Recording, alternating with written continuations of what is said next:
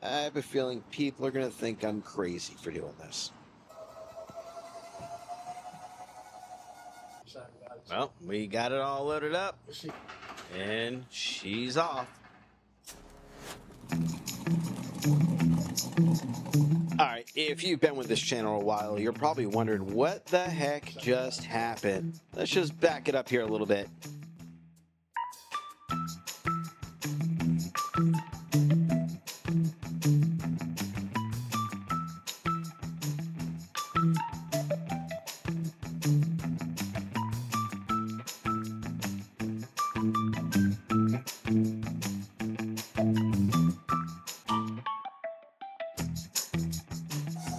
All right, we're out here with Bobby. His channel is Flippin' Nuts. He came from the other side of Florida.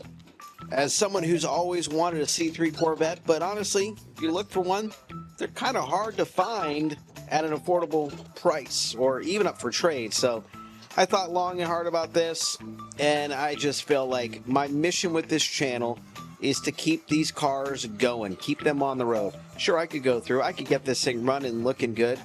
At that point, though, I'm probably in more than I want to be on it financially, and I'm trying to do all of this on a budget.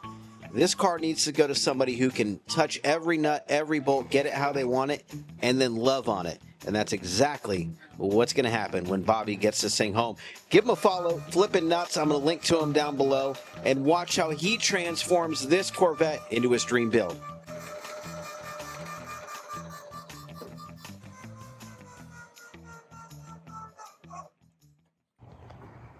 All right, so with Brian's help, and it was a lot, we got this bad Larry on here.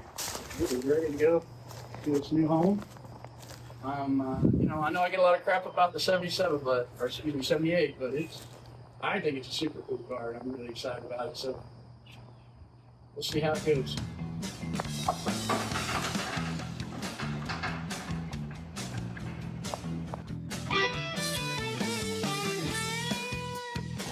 Yeah, if you're still with me, I traded a 1978 Corvette for this. I don't know what engine size it has.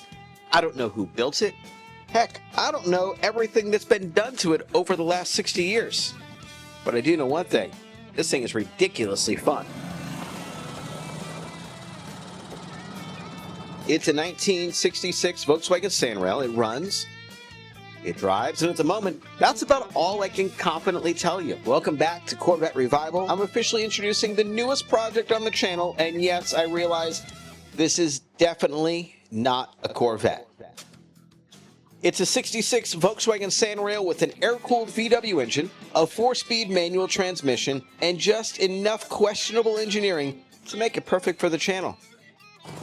It runs, it drives, it stops, at least every time I've tried it so far. But it's rough around the edges, it needs some attention, and it definitely needs a new look. Some of you are probably wondering why a channel called Corvette Revival suddenly has a Volkswagen Sandrail. The answer is pretty simple. I love Corvettes, and saving neglected Corvettes is still the heart of this channel. But I also love anything mechanical that has a story, especially something forgotten, affordable, and still worth saving. This Sandrail is going to give me a chance to build something completely different. It's simple, lightweight, I hope easy to work on, and most importantly, I can actually drive it while I improve it. And trust me, that's a nice change from dragging home cars that haven't moved under their own power in 15 years. And to be honest, this project also fits into the bigger plan for the channel. I want to build cool, affordable hot rods, improve them without spending a fortune, and eventually use the money they generate to help save more Corvettes. So yeah, the Corvettes aren't going anywhere. This is how we grow the garage and hopefully save even more of them. Alright, now that we're done screwing off, riding around the neighborhood, let's take a little look at it. As you can tell, it's very, very yellow. The typical aluminum centerline type wheels, all the tires are dry rotted. I believe it's a 1600cc engine, made it to a 4-speed. Looks like there's a little more room for some engine back here, but we're going to leave it be. And obviously, look, the distributor cover cap, if you will, is the boots are all cracked. Obviously, like with any VW, there's a little bit of oil leakage as well. This thing just needs to be cleaned, and it runs good. Fuel filter I'm going to replace. Getting down in here, that at least this seems pretty solid. It was questionable. I was looking down there. I didn't know if that was rot or not, but it looks just like whoever got the cans of yellow spray paint on sale didn't clean down here, so I can just peel the paint off. Drum brakes, bumpers even got some paint. I hate that they didn't tape a damn thing off. Cool aluminum fuel tank. There's no gauge though. Moving around to the front here. The steering wheel actually is like mounted crooked. There's extra little holes where it would probably be straight. It's got a turn signal on. It's got these kind of side-by-side bolt-on mirrors. Some sort of like sheet aluminum screwed onto the top here for a little bit of roof. And of course, this wing, now that thing adds 100 horsepower, so you might want to watch out. Gonna go through these lights. Luckily, there's mounts built, so I just need to find lights that will just bolt on because they're not all functioning. But looking at it overall, look, the metal seems like it's in good shape. Definitely needs a good cleaning.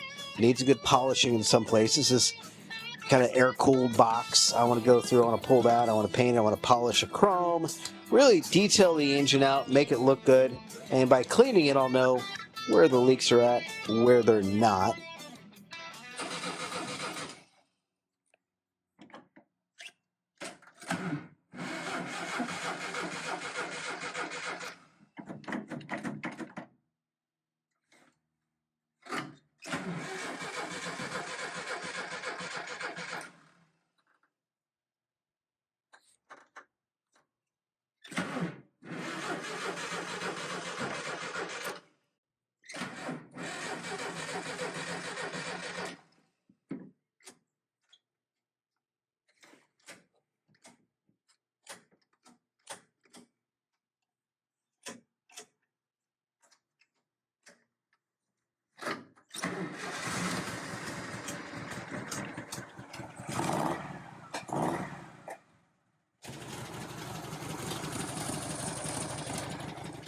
Ain't got no turn signals there. Or there. I don't know what that does.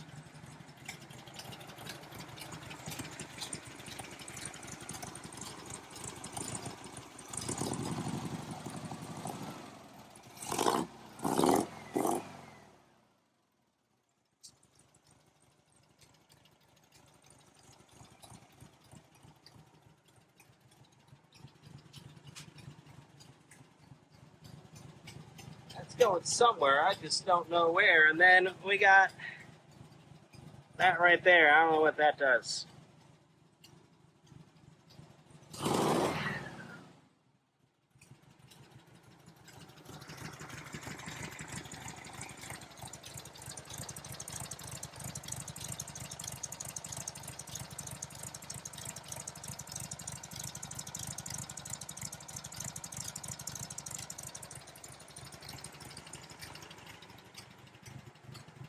Would you have traded a 78 4-speed Corvette? When you got as many Corvettes as I do as projects, I'm not going to spend a lot of time on something. I'm going to move on to the next one, right? Would you have made the trade, though? Would you have... Well, first off, would you have fulfilled someone's lifelong dream of owning a C3 Corvette, which I think Bobby was really happy to get that one home. And, you know, to be able to kind of fulfill mine of enjoying one of these. I always thought they were cool. I had a friend in high school who had one. I'm like, that is a cool car. I never thought that I'd have the opportunity to, you know, spend some time with one of these. Now, if you know anything about the channel, I'm not going to just make it okay. I want to make it great. So I want to make it look like it just got built. I'm not going to leave the steering wheel looking jacked up and crooked. I want to make sure everything is looking good, that it's rust-free, like that air cleaner, that it really is a cool car that, you know, whether you live in the suburbs or the country, you can enjoy it. So looking at it one more time, I know nothing about this. So if you happen to be fed this video because you're a VW or you're a Sanrail person or you like to watch them, what are you seeing here? What do I need to know? What stands out? good or bad, definitely let me know. But this is the next project, and obviously the 69 is still the main project of the channel. I also want to make sure that this is helping to feed the beast, if you will. If I can get this thing to where it should be, that's going to be more money when I sell it to make that 69 even cooler. There is one thing that you're going to start to see a lot more of: the budget. 74 4-speed Corvette, trade value about $4,500. This 66 sand rail, probably going to need about $500 in parts and paint, about $350 in tires. That puts us at $5,350. What's it worth? That's what we got to figure out.